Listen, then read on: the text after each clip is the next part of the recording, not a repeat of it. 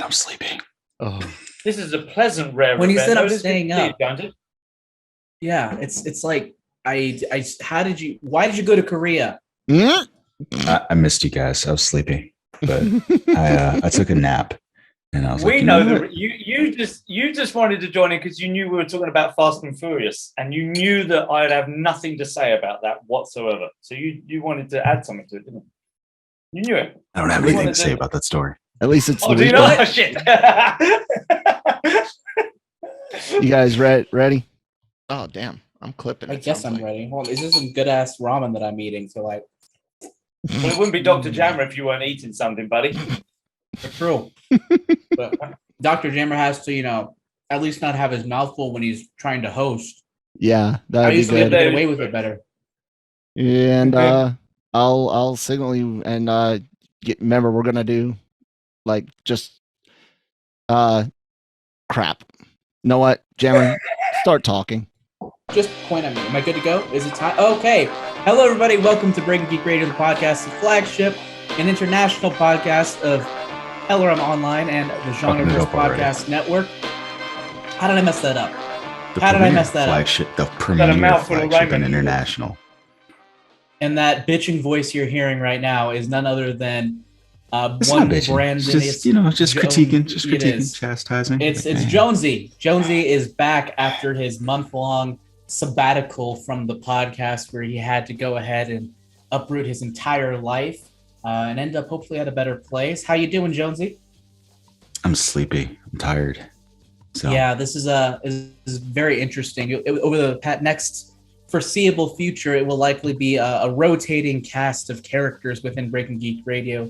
All four of us and plus Kyle will be present, but it's gonna be a little inconsistent because you can't be an international podcast without having massive scheduling issues. Going from the East Asian area all the way over to the Middle East and of course in the United States. It's a lot of time zones and not a lot of overlap in our schedules. So forgive us and this rotating cast. But I'm also joined today by my number two man, my right hand man, the guy who's been with me from the very beginning of my life since I was a ripe old age of 3 years old. I'm talking Danny Bartlett. How you doing, Danny? I'm very well, my friend, and happy to hear that apparently I've known you for that long. I did not know that. It must be the Jack Daniels that must have blocked out over the years. What's that, Jonesy? We can't hear you properly, Jonesy. You're walking around with that big black thing in your hand, mate. Put it down. Damn it. I want to know who the number one man is. You're like my number two man. I'm the number one man. He's my number two. He's not the number two man. He's my number two.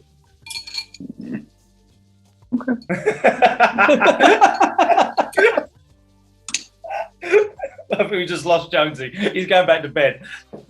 It's a very weird sentence, but sure, let's roll with it. Like, what are you doing, dude?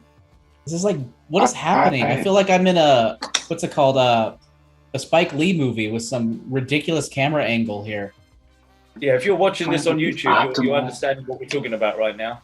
But Jonesy is. I'm trying to find like the optimal setting. That's really weird. Yeah, that would have been nice for you to do, prior to actually joining the podcast. But what are we doing here?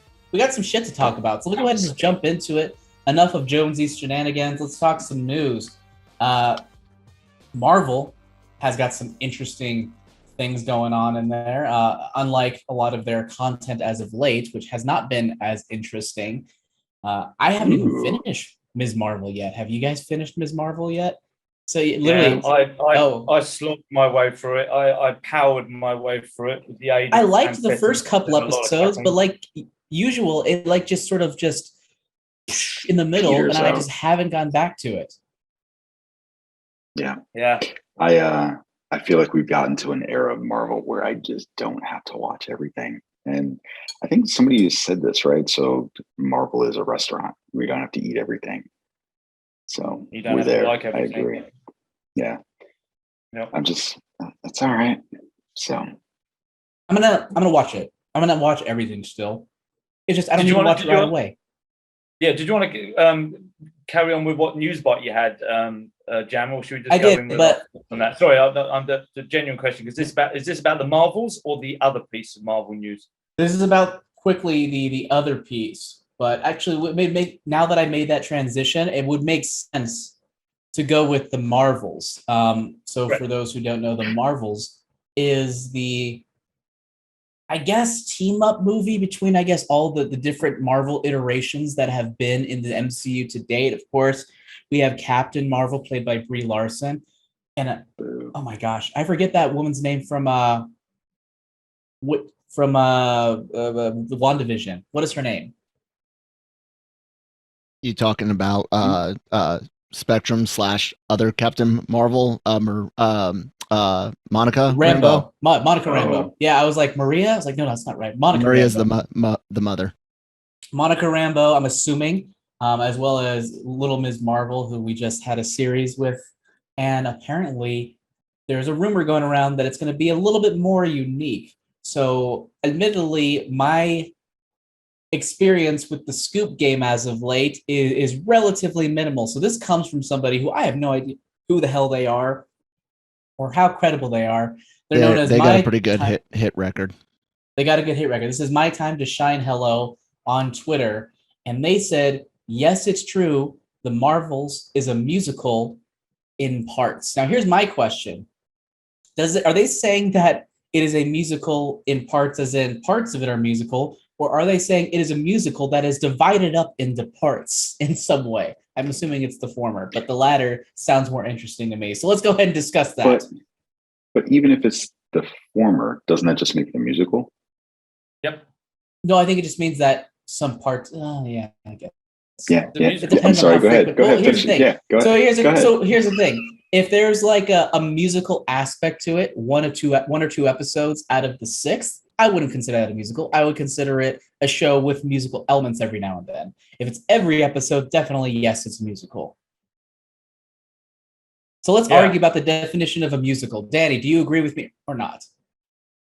Yeah, I think you could get away with maybe one musical number per episode, because we even had a musical number in Captain America, right? And that wasn't a musical, but it had that wonderful musical moment. So, but anything more than one or two, anything more than two, it's got to be a musical.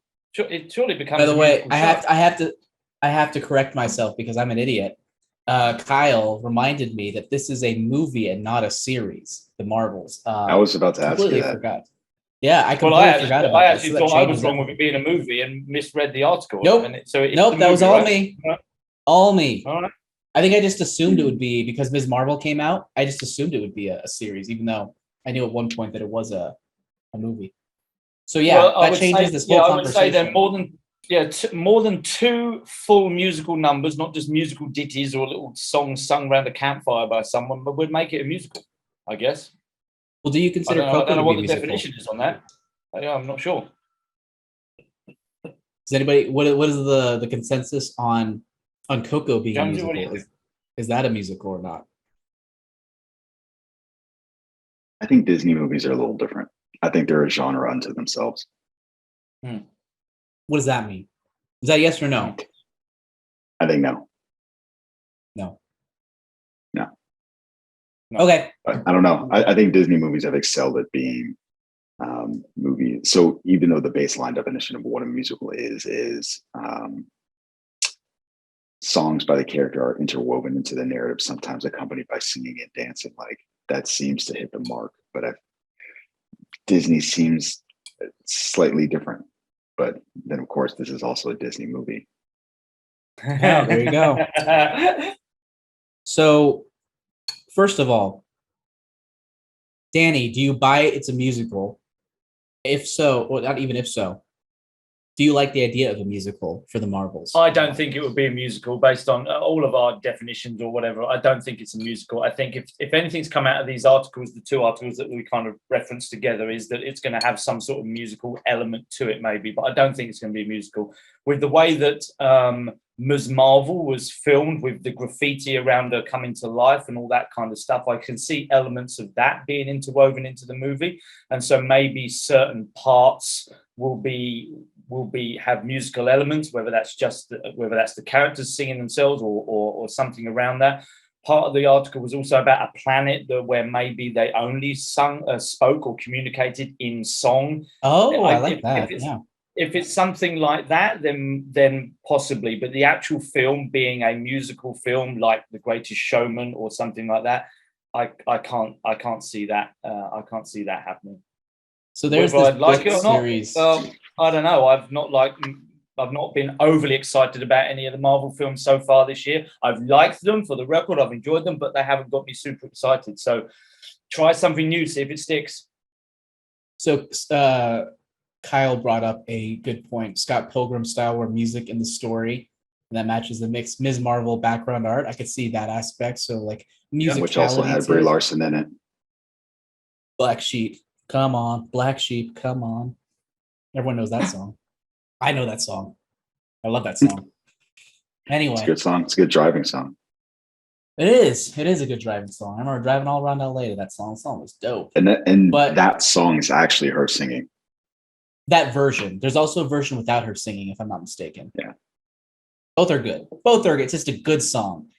And I actually, just tangent, I actually been I just saw The World's End for the first time last night. I hadn't seen it. Yeah, it escaped my grasp from Edgar Wright, and I thought it was pretty good. It was fun. It was a lot better than I expected it to be, because a lot of people talk about, oh, it's not that good. So wait, have you seen the Cornetto trilogy now? Is that it? Are you done? That was it. Okay. That was it. That was the capper of the Cornetto trilogy. I think maybe it's because the other two Cornettos were so good. I think maybe it was just being compared to the quality of those two, and it was too similar to those two to make it stand above. But I actually quite enjoyed it too. There was elements. I like it too. I don't like. I'm one of the weird people who I think Hot Fuzz is okay. So I actually like it more than Hot Fuzz. Yeah, I know Kyle's gonna take that personally. But let's go back to the Marvels, if we don't mind. Wait, Kyle, was that an accident? Was that an accident? Or did you do it on purpose? Or were you at fault for that? No, do we have to beep that out? There's a question. Does that mean Carl's going to now have to blur stuff as well as beep stuff? Are we crossing lines? Well, we're past the minute mark. We're good. We're good. Oh, okay. Fair enough. Yeah.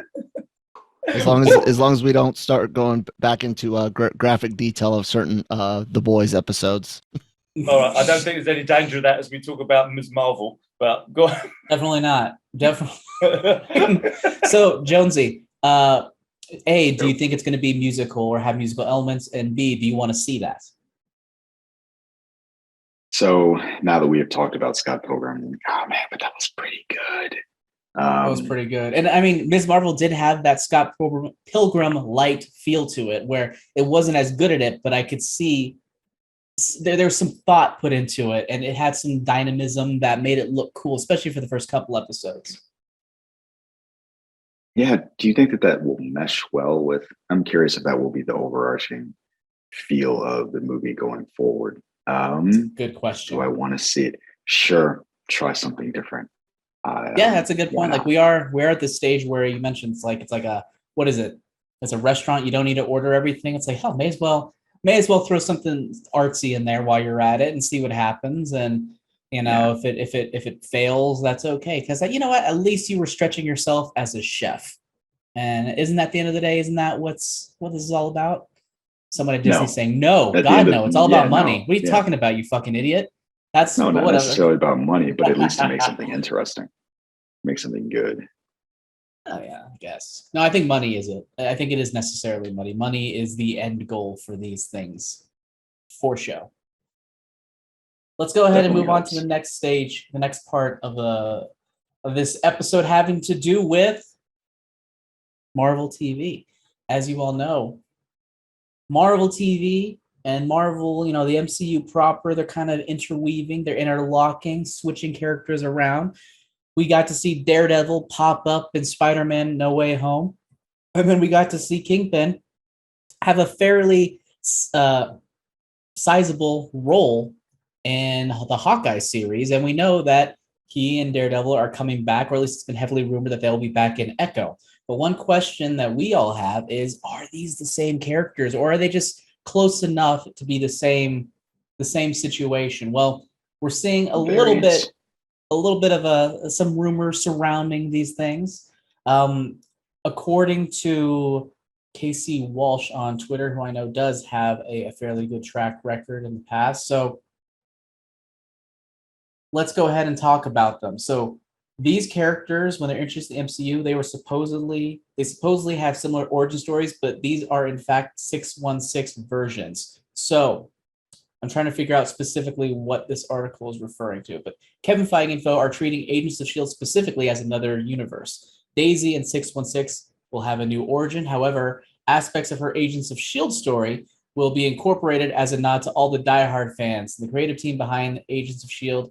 gave their blessing. And so it sounds like this sounds to me akin to what Disney did to the Legends universe or the expanded universe of Star Wars. Essentially, they're just gonna cafeteria little aspects from the universes and bring them in, the best beloved parts of them, and bring them into their universe as they see fit. Of course, there will also be situations where we're not necessarily needing to go back and revisit Daredevil's origins again. It's like it was done well enough to the point where we could probably just continue forward. But Jonesy, what are your thoughts about this potentially being the case? Do you think this is in fact true? And if so, is it the right decision for Disney, especially knowing how they've handled Star Wars? I think that was a very funny way to bring it up. Like, yeah, this is what they do with Star Wars. And immediately I was like, do I want that? But do you think it is that? That's the question. Is it that? Is that a proper comparison that I've made? You're welcome to like just sort of cut down my analogy there.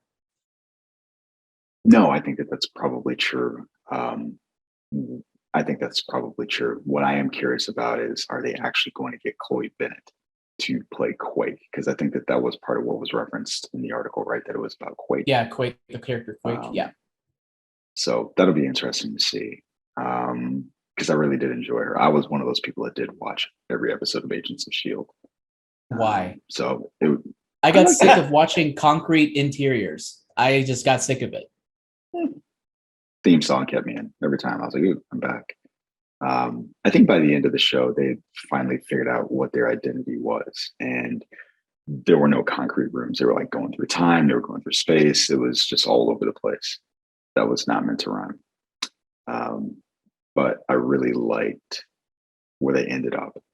So going back and taking elements of that story and putting it into the 616, yeah, it'll be fun.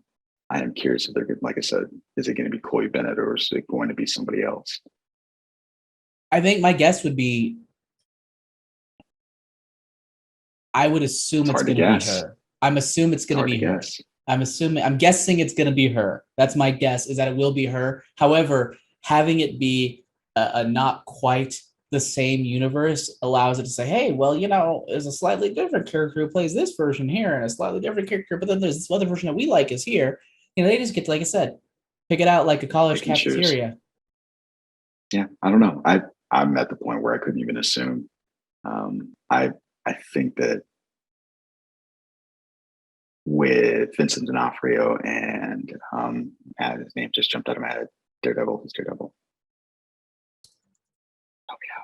Oh, Kingpin. Daredevil. You're talking about his character, Kingpin. No. About the actor. Oh, who? Matt Murdock. Oh, yeah. Matt Murdock. Charlie Cox. Thank you.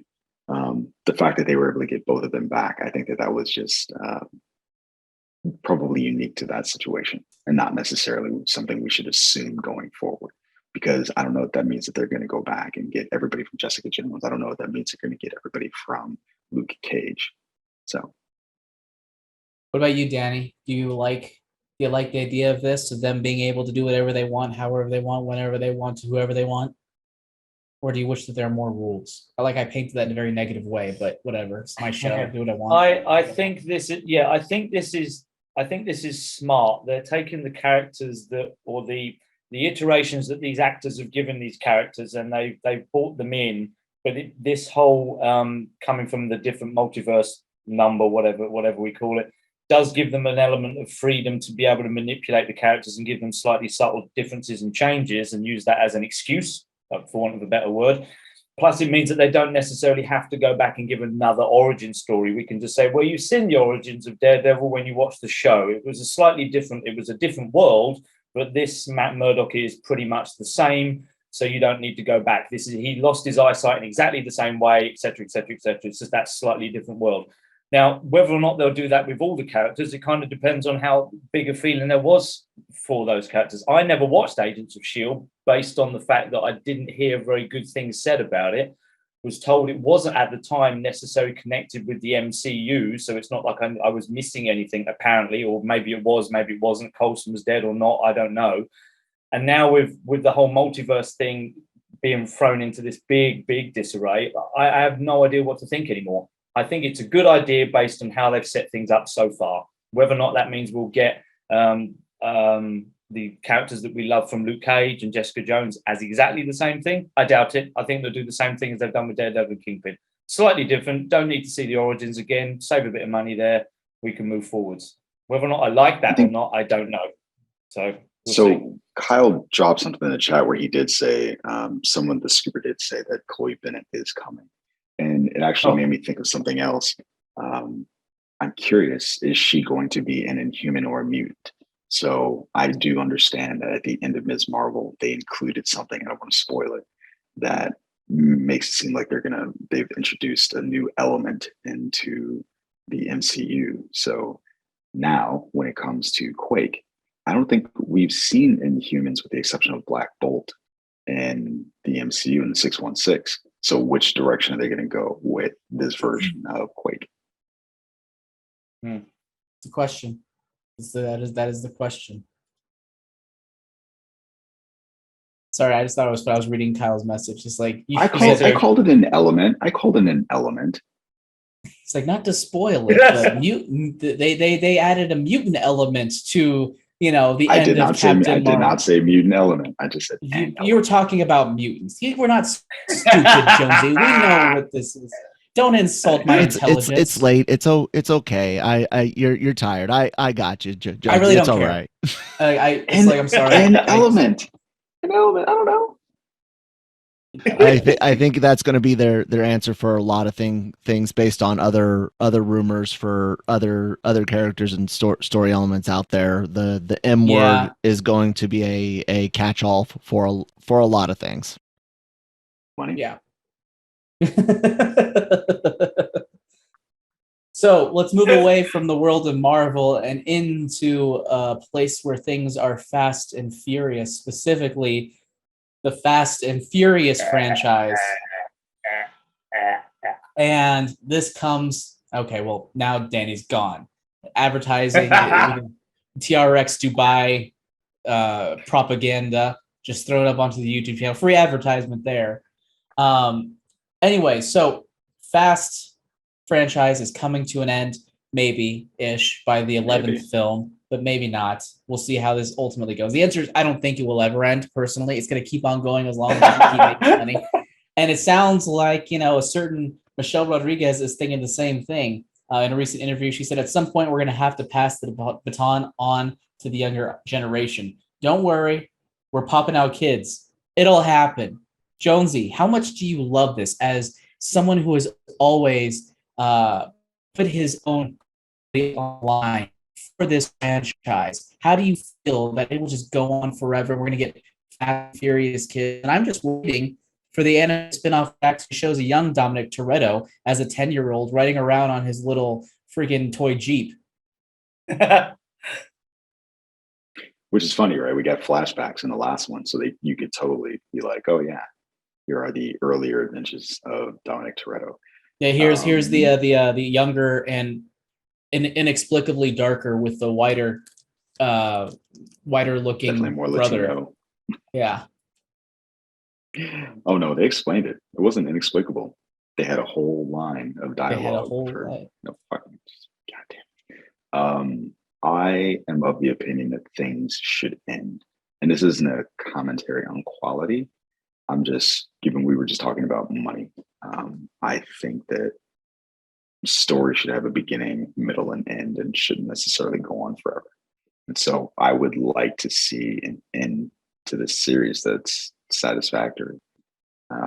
If they want to revisit it later down the road or do something else, that's one thing. But I kind of want to see it end.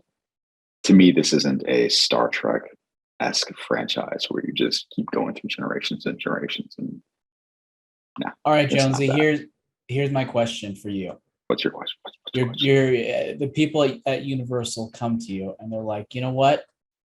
We're ending after 11, but there's an obligation for us to continue on in some fashion. Here is $20 million in your bank account that we're paying you now, and you're obligated to continue with the direction for the franchise. Where do you go? That $20 million, by the way, is not the budget. That's just your payment. I'm just giving a little extra reason to not to say no, because you can't say no. But there's a $20 million to sweeten the pot. I think that Fast and Furious would do better as a TV show going forward. So like an 8 to 10 episode a season show where you could do a heist, you could do something like that, because they've gotten to the point where it has to get bigger and bigger and bigger towards the end. And I think a TV show gives you the breathing room and the ability to tell a narrative and also have those peaks and valleys in the story and have it be more satisfying versus where the movie inevitably you have to go to fucking space, right? So I think with a TV show, you're able to set up heists throughout the season or even set up a race, because there are lots of people who are like, I want this to go back to the roots. I want it to be about races. And you can do that in a TV show and it doesn't hurt or detract from ultimately what you're trying to do, the narrative that you want to tell. Danny, what do you think? If you were given the keys to the kingdom, what would you do with this franchise that I know you love so much? Flush them down the toilet. Flush the keys down the toilet, but the spare set that someone's bound to have made just in case, I do agree with Jonesy, hand them to the TV producers and make a show out of it that doesn't get ridiculous, manages to keep the story tight and based on... That doesn't get ridiculous. Well, honestly, anyway, don't need to go into why it's ridiculous. But no, I like that idea of it being a TV show, keeping the story tight, keeping the character driven, and keep it about racing. And it gives them that opportunity to do that and explore new characters, whether that's the kids of the stars at the moment or some completely new ones. I hope not the kids of the stars. I hope not the kids of the stars. God, I know she made a comment. Yeah, she was just. Well, I don't mean the actual kids, but they've got children in the show already, haven't they? They've got. I don't want to see those fucks grow up and race. I don't need that. You would like to think the parents would be good parents to say you really need to stay out of this world with all this possibility of death. But anyway, TV show. You might persuade me to watch if someone watches the first 3 episodes and likes it. But another movie could not give a shit. Yeah, I think they should go more the Tokyo Drift route-ish, except make it good. And then just take a note from the initial D anime series and go that route. No one would love that except for me. And I probably wouldn't even watch the whole thing. You have to explain what that means. You gotta focus on mountains, you gotta focus on drifting around corners, and then you gotta bring in this freaking J-pop soundtrack as they're going around corners, like and just have it be all about street racing. I didn't say it was alive. I didn't say it was alive. I know. No, I know. I'm just saying. I'm trying to help update your series. No, all right, update my series. Fine. Okay, K-pop. Use K-pop instead of J-pop then. Yeah. That's how you can go ahead and just you can go ahead and also just incorporate some weird Eurovision finalists into the soundtrack and go that route, even though it doesn't really match at all. Let's talk DC. Things have been quiet on the DC front for a while in terms of film, so let's talk about it. The Black Adam movie. Have they been? Oh, in terms of film, have they? I don't think there's been that much news over the past few weeks. Not that I've covered. Mm-hmm. I feel like it's the Ezra Miller show. Yeah, well, that doesn't count. That doesn't count. I'm sorry. Let's go ahead and talk about Black Adam, which is not just going to be a Black Adam movie. Well, it is, but it's also going to incorporate many different aspects of the DC world, including the Justice Society of America. And it has been confirmed by Mr. The Rock that was kind of the whole point. And he said here the whole goal was that our film was going to set off a larger universe where we are able to introduce the Justice Society of America and then build from there. If audiences respond to these characters, which we believe that they would, and now we see that they do, we want to honor their mythologies, build out their stories on their own in terms of spin-offs, movies, TV shows, and things like that. That was always important. Jonesy, I see you shaking your head. I see the doubt in your beady little eyes. Tell me why you think this is a bad idea. Oh, it's just a weird sentence. Like we see that they do. Like what from the trailer? Yeah, that's exactly what I was thinking. I was thinking that too. I was like, Okay. maybe they've had test screenings. I don't know. But then, I mean, people liked Shazam, and if you want to get to it, that's kind of the whole start of this side of DC. Sure, it's fair, but I don't think he's talking about it. I think he's talking about his own movie. Yeah, I think he's pushing his own movie. I don't think The Rock praises other people's movies. I think he just talks about his own. I love The Rock, but no one aggrandizes his own films as much as he does. You know what's weird about this? You sound like The Rock just talking about himself in third person. Okay.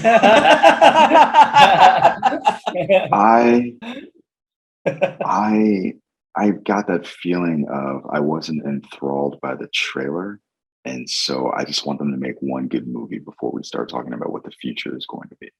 Yeah,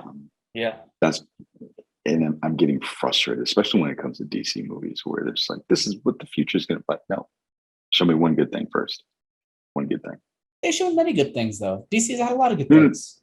No. I'm saying I don't want to hear about like the Gotham PD show that you're going to do before I see the Batman. Now that I've seen Batman, like fucking sure, give me the thing.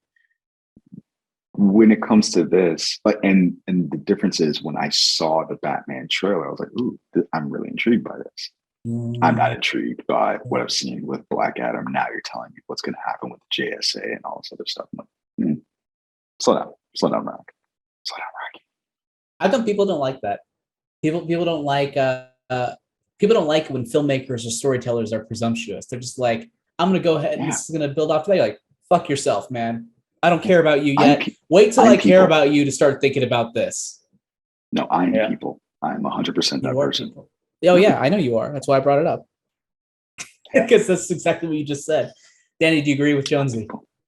Yeah, 100%. And it's a shame that they haven't, because what the other thing that they did as well was then they rushed their big reveal. I mean, how many films did we have before we had the Justice League? And we all know what happened there, right? So, make a good movie, have something in the background that maybe potentially, but don't try and litter the new movie with references and potentials of this, that, and the other spinning off. Just make a good movie first. Make us interested in the characters and then push it down the road. But the fact that we're already talking about TV shows and other movies and stuff that with characters that I've only seen for 10 or 15 seconds in a trailer, and this is me, and I can't be the only one that's not too familiar with these characters. I was like, well, I don't even know who the fuck they are. So why are you now automatically assuming that I'm going to care enough to want to watch a show and another movie? So yeah, hold your horses, guys. Just put out a good Black Adam movie. They're assuming because The Rock said that you responded well to it. The Rock said that you responded well to it.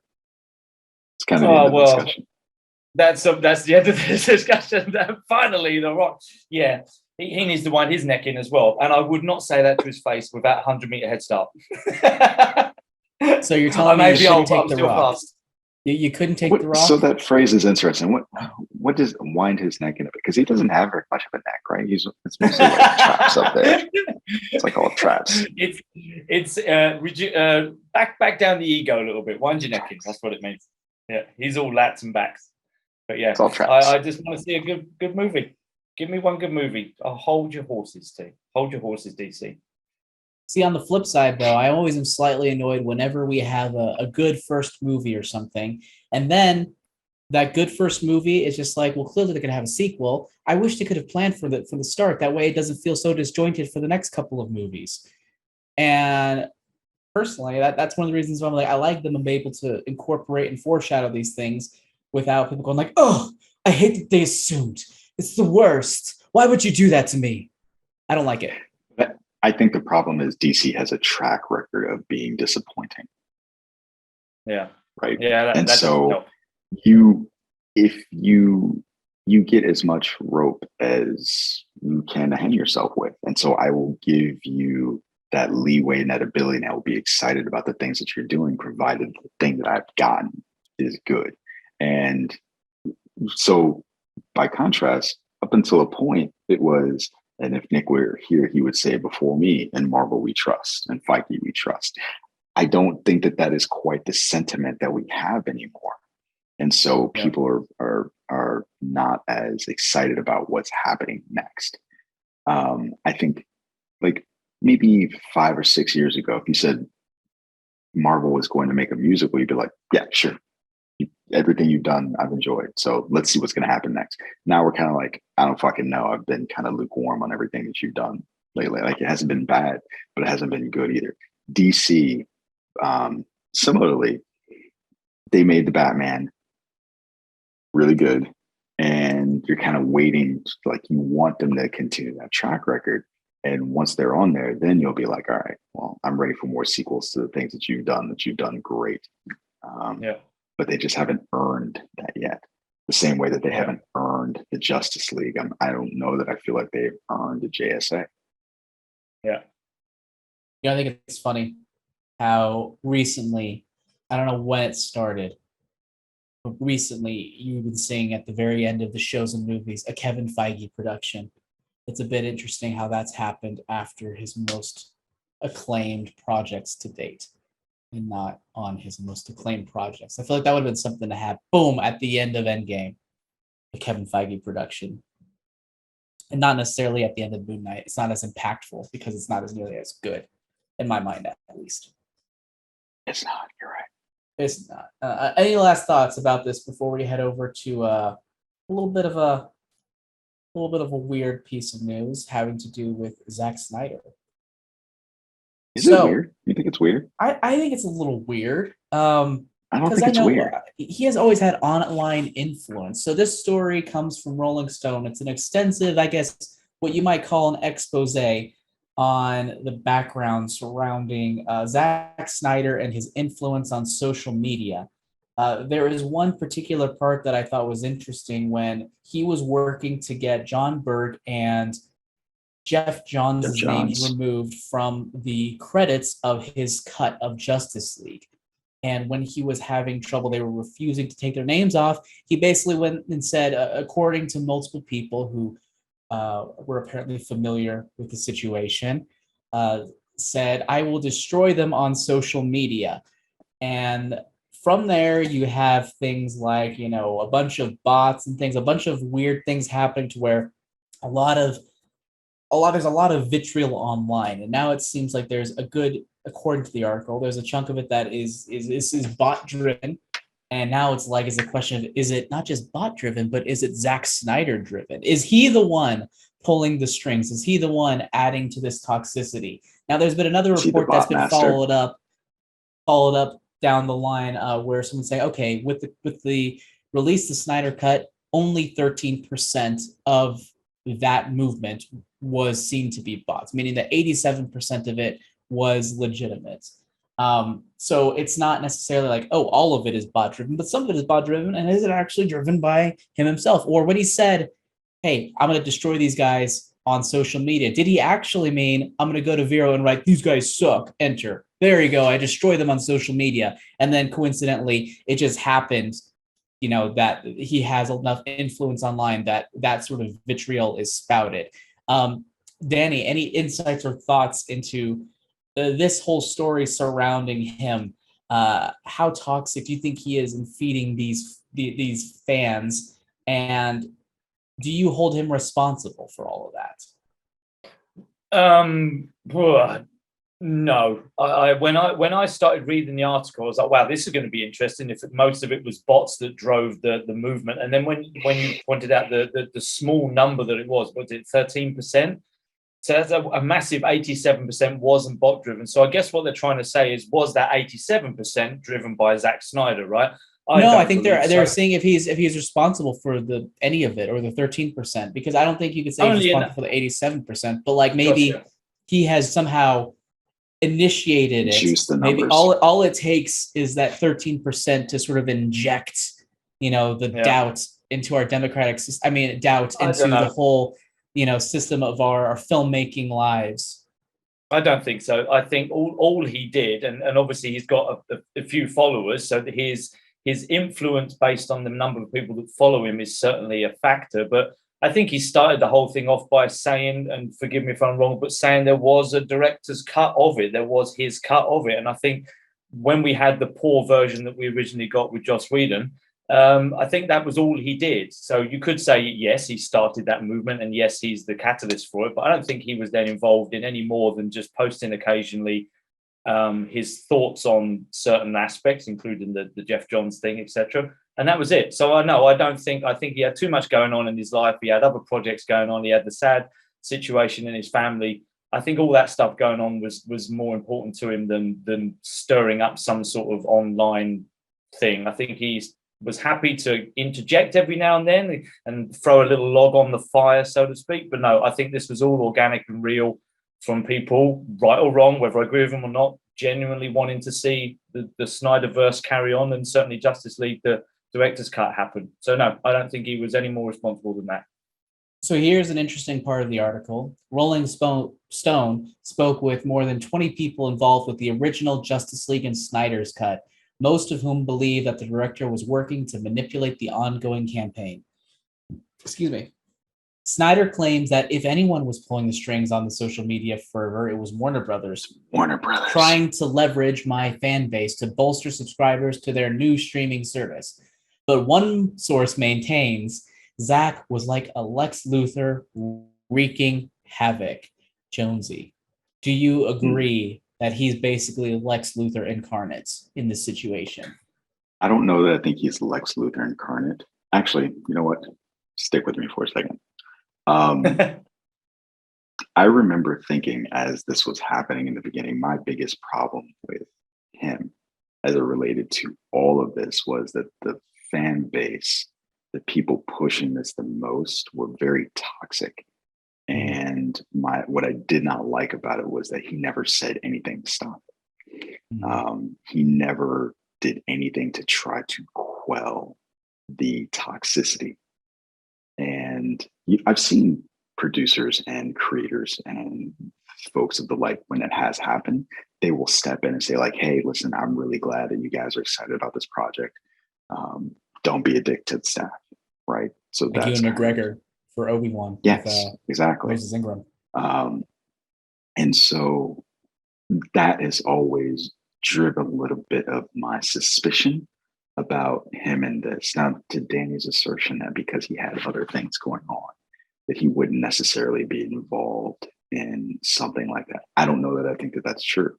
I think that grief could potentially have bred those kinds of feelings. You don't know how people react to grief. Can you explain what you mean by that? The idea that he's innocent in all of this because he had other things, other projects going on because of the death of his daughter. I don't know that I think that that's true. I think someone could react negatively to it. I mean, for lack of a better phrase, and I say this kind of glibly, but also seriously, like the story that we're telling about him, somebody that had a creative project ripped away from them, the death of a family member. This is a supervillain origin story, right? He also, the part of the article that I don't think you mentioned was that the fact that he'd hired a digital firm, ad firm, to help with this. And so they say. They say.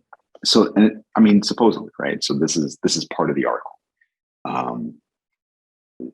A lot of what I'm talking about now, what I find interesting it all sounds kind of Trump-like, right? Where there are these very vague, non-specific threats that are being made, leveraging your online fan base and saying things like kind of, I'm just asking questions, like almost in a Tucker Carlson kind of way. And people, like, you're leaving it up to everybody, throwing chum in the water for everyone else to react to it. And at the end of the day, it's a very Godfather-like technique because you have plausible deniability. And I'm not blaming Danny for this, but you have folks like Danny who are like, I don't know, I didn't really see him do anything, but what I saw was the inaction, which is kind of the point of what's going on with the January 6th committee, where there are these vague things that got said, and then there was lots of inaction, and then there are things we just don't know that happened. There was another statement that he made in this article that it was towards the bottom where it was something like the fans are going to be pretty upset. There was the repetition in his words. And so I'm telling you that the fans are going to do, trust me, they're pretty rough. And I swear to you, when I read that, I heard the former president's voice, and I was like, that's kind of strange. And this whole article taken together, I felt that, and it brought me back to that place of I feel like his inaction surrounding the toxicity of this is part of the bigger problem. And I think the difference between 5% and 13%, I think that's pretty big. And if he had anything to do with that, I don't think it takes that much to juice engagement. And that's a huge boost. And the other part of it was they talked about the drop off in engagement from like millions of people to the hundreds of thousands. Which, let me go ahead and read that piece really quick. Yeah, go ahead. He says, so let's see here. When this for a time, rival studios, although they were intrigued by his mobilization, soon many came to question what appeared to be suspect activity. Hashtags like release the Snyder Cut saturated social media beginning in late 2019, racking up hundreds of thousands of tweets a day to pressure Warner Brothers to release the director's version of the film. And when the studio finally released Snyder's new cut in March 2021, hashtag Restore the Snyderverse, a fledgling fan hashtag calling for Warner Brothers to greenlight more of Snyder's DC films, racked up more than 1 million tweets in one day. Now here's a quote. It says, just look at the drop. That hashtag was trending at 1 million tweets a day for when they wanted to release the Snyder Cut. And it dropped down to 40,000 within days, says one digital marketing executive who claims the phenomenon became the talk of Hollywood. You don't see a drop like that organically. Instead, the executive says it appears to be a classic example of quote unquote weaponizing a movement. No, what it's a classic example of in this new era is don't let your studio be run by an algorithm. So don't be Sony that decides we're going to re-release Morbius because a whole bunch of either bots or people were like, hey, it's Morbin time, baby. No, the fuck it's not. All right. Don't let the algorithm be what controls what you do as a studio. And they fell into that trap. Any final comments before we actually jump into some breaking news? No, I think Jonesy makes some good points there. I'm still not sure where I'll sit on this, and maybe we'll never really know. But there's certainly more to it than what we were shown at the time. Those couple of years ago. So yeah, it's all interesting and fascinating. Whether or not we're going to get any more from it, I really don't care. Just make a good movie, as we were talking about when we were just talking about Black Adam, right? So if it's movie related, then let's see what happens. But yeah. Yeah, I think that's the sad thing. I think we did get a good movie out of it. And yeah, no, that's true. Yeah, I like that movie. I think it's a really good movie. I like Zack Snyder's Justice League quite a bit. Yeah, me too. Yeah. You hear that, kids? Bullying and manipulation. That's the way to do it. I mean, it got a Sonic. the current Sonic, right? Anyway, so we got some news here. Comes courtesy of Reddit. Let's see here at Reddit leaks and rumors. There are trademarks for Avengers Secret Wars and Avengers The King Dynasty that have been filed as of today with the European Union Intellectual Property Office for multiple categories of goods and services, including film production. What are you laughing at? It's a picture from the article that Kyle posted. Jonathan Major looks like Black Jesus. He does. Yeah, I'm looking at the same thing. It's a silly. Yeah, they really could have gotten a better photo of that. He's got crazy eyes going on in that. But I guess Kang is kind of crazy, right? So religious leaders are crazy. Yeah, it's true. Jesus. So it is notable that the patent owner is hidden. So we don't know for sure. I don't know who else is going to try to be doing this, but who knows? Maybe there are people. It's San Diego Comic-Con weekend. People are trying to raise some shit. Maybe they're filing things and things are coming through and they're fucking with the system. So I wouldn't really. The King Dynasty sounds really stupid. I really hope they don't go with that. But yeah, I just hope they don't. I don't know.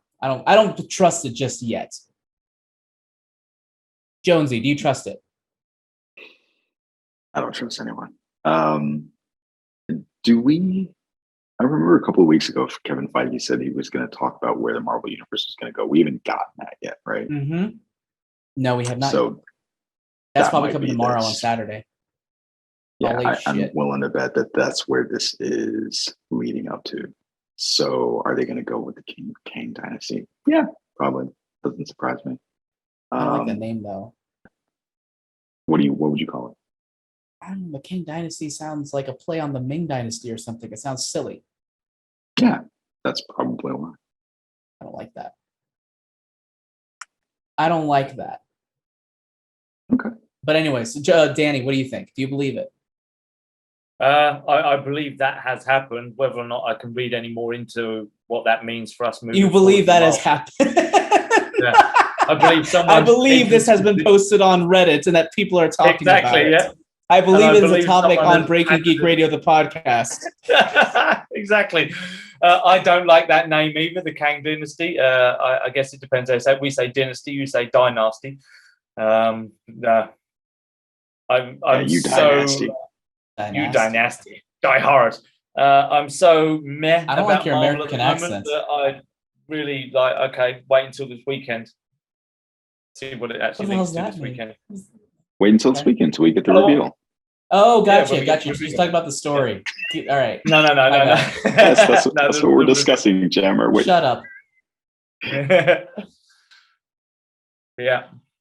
All right, wait till the weekend. Well, here's the deal. I feel like, Jonesy, how much do you want to talk about these trailers that I have in the chat right here for our discussion? Because I haven't even watched them. okay, well then we're gonna go ahead and call it then. We're calling this episode here as right now because I know we're cutting it short, but Mr. Daniel Bartlett has to head out early. Oh, actually, you know what? Sure. I did watch the House of Dragons trailer. Okay.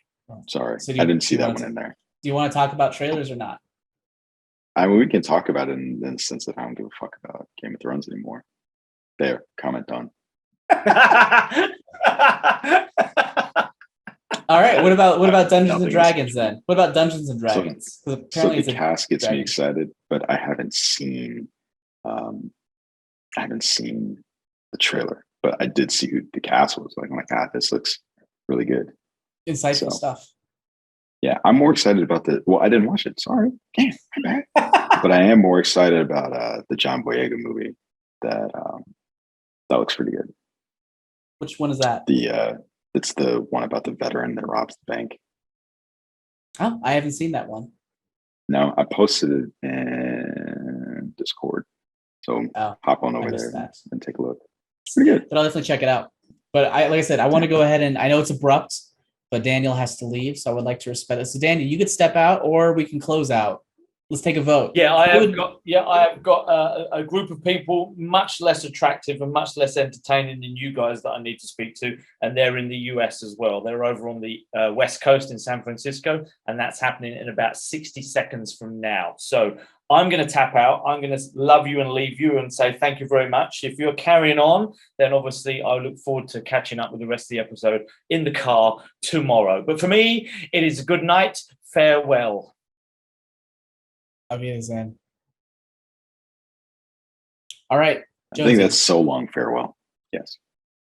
Let's go ahead and talk. So you don't care about? Okay. Hi, Danny. You don't care about House of the Dragon or anything Game. So has Game of Thrones just tainted its legacy, even though the folks behind that series are no longer involved? Yeah, the taint is salty. Like I'm not particularly interested. So nothing in this trailer actually gave you extra interest. Yeah, it's yet another Matt Smith project post Doctor Who. I'm like, man, sorry, dude. What else has he been other than Morbius that you're like, nah? Terminator. Oh, Genesis. Genesis. Genetic systems. Yeah. So yeah, I think he needs a new agent. Actually, you know what? I take that back. You're right. This does not have the original showrunners, so it could be great. But they got to do a lot to earn back some fans' trust for the show.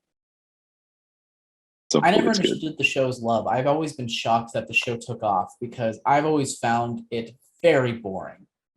I could not get into the series. The only time I was able to get into the series was after I read the books. And I was like, okay, I get it. But before that, I was like, this is fucking boring. All these people look the same, and they're all like British talking and just like, no, but I mean, they all have like that beard look, and they have like similar beards or. Stop talking shit about Kyle. Yeah, see? Yeah. Okay. And they all have dirt all over them, so it's hard to really see what they look like, you know, and they all are just being dramatic, and they all are just terrible people. Yeah, classics. It is a drama. It's a drama. And then you get like 5 minutes with each character before you go off, and then so it's hard for me to get attached to one particular character. And by the time they come back, I'm like, oh, I forgot about you. I have to get invested with you again. Oh, I'm invested. Oh, we're gone. Never got it. It worked for me in the book. It did not work in the series. Nothing wrong. I'm saying it's fine that the series took off. I just wish that. I mean, I don't wish anything. I'm just surprised that it took off as it did. So I watched all the way through season 6, or right before, not through season 6, right before Battle of the Bastards. And I was like, okay, I think I'm tapping out, because everyone seems to think that it's peak Game of Thrones. I thought it was fine, nothing special. Apparently it gets worse from here. So I'm not really looking forward to it. I got to the point where after Jon Snow died, spoilers for an old show. Actor who? Jon Snow. After Jon Snow died. Oh, after Jon Snow. I felt like his plot armor was too thick, and they just kept throwing him in situations where I was like, anybody else, any other character would be dead doing this stupid shit that he's doing, and it made it not interesting. Yeah. Yeah. That's fair. Ooh, did you guys see that Cam posted the new Lord of the Rings Comic-Con trailer? Oh, did not see it. But what are your thoughts on Lord of the Rings? Because there was a trailer that released a couple weeks ago. I'm not sure if you saw it, but yeah, what are your general thoughts about what it has to show? I've seen screenshots from it. I did not watch the trailer. I am surprisingly not that interested, meaning I'm not excited to watch the trailers for it. I'm going to watch it when it comes out, but for whatever reason, part of it is I've been busy, and I just haven't been that excited for it as a project, but I'm going to watch it. I think Amazon has done really well with their original series, and their products, like they are now at the point where I'll watch that, you know, when they put something out. Right. Yeah, for me, it's even if I haven't watched the trailer. I didn't care for the trailer, and I feel like this is a lot of fantasy things where it's just like generic world plight, generic fantasy world, and I don't care about any of the characters. In stark contrast to the Dungeons and Dragons trailer, has a lot of personality, seems super fun and ridiculous and silly. I'm just waiting for the grand reveal that, you know, all of these people are actually just D&D players, and that, you know, because it has that feel to it. But I don't think that the trailer for Lord of the Rings looks that different from Willow, which doesn't look that different from Wheel of Time.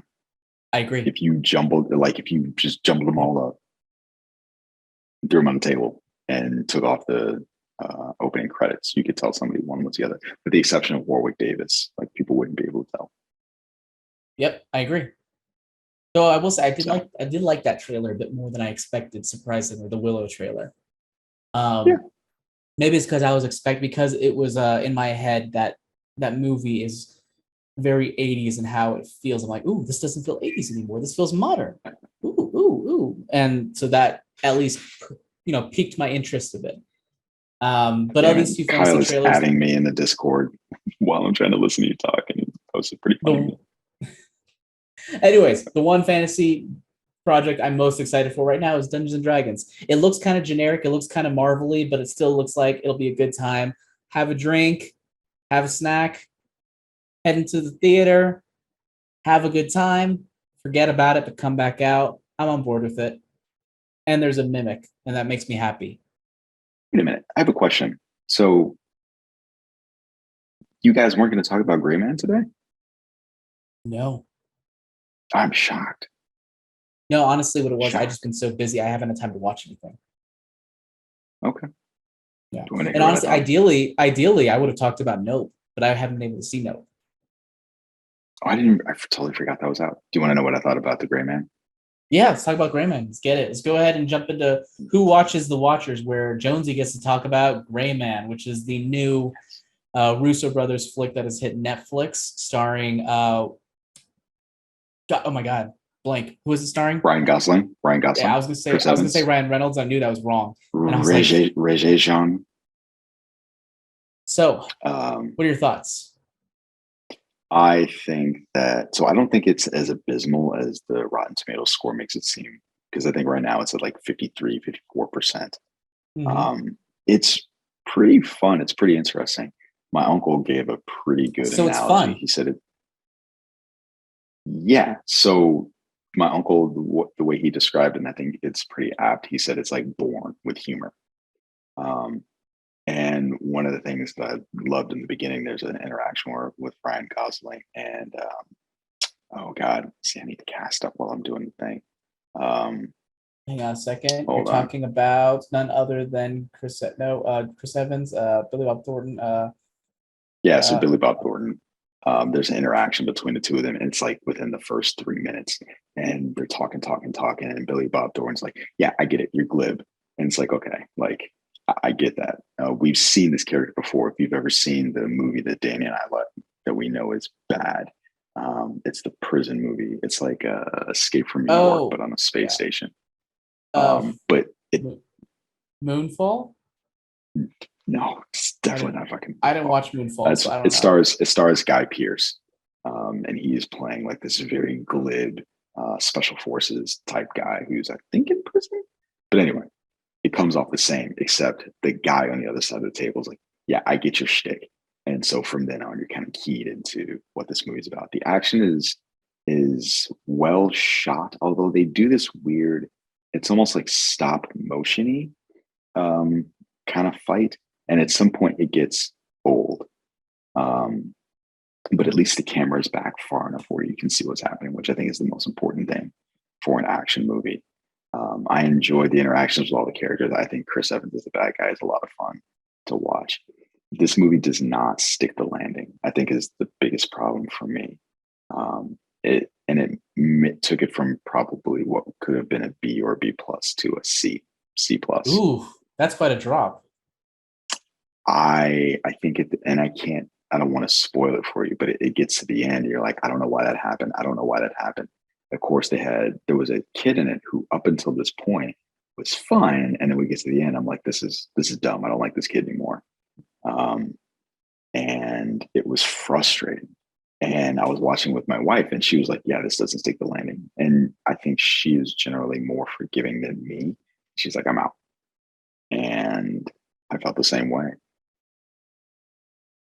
Well, you did not give this movie a ringing endorsement. And I have to say, I'm disappointed with the Russos post-Endgame filmography so far.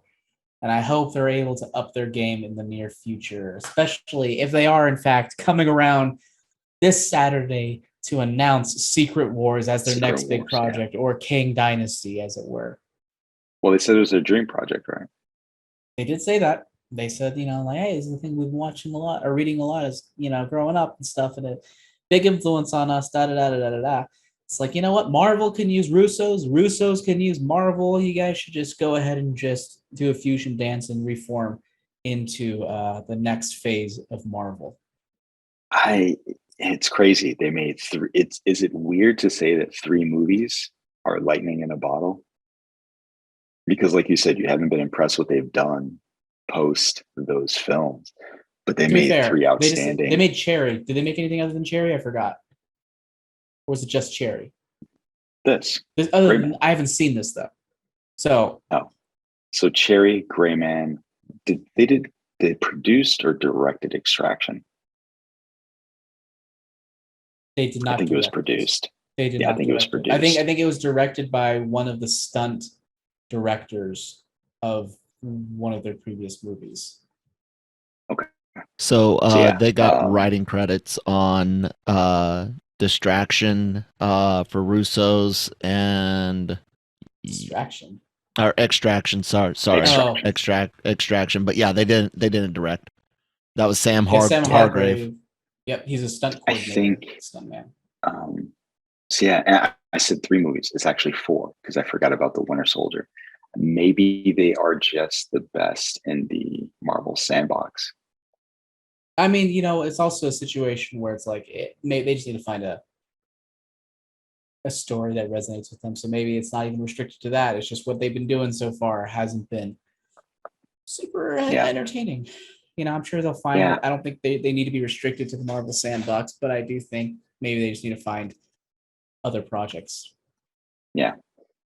This movie, it's not necessarily set up for a sequel, but you could see where it's more so than Extraction. You could see where this could lead to a franchise or make another movie, because at the end of Extraction, Chris Hemsworth gets shot in the neck, right? You're like, I guess that's the end of this, but it's not. That doesn't happen at the end of this. And the discussion I was having with my wife, I think before I even asked the question, she's like, I don't want to see another one of these. Yeah. That was hint for, if there's a second one, don't watch it with me. Yeah.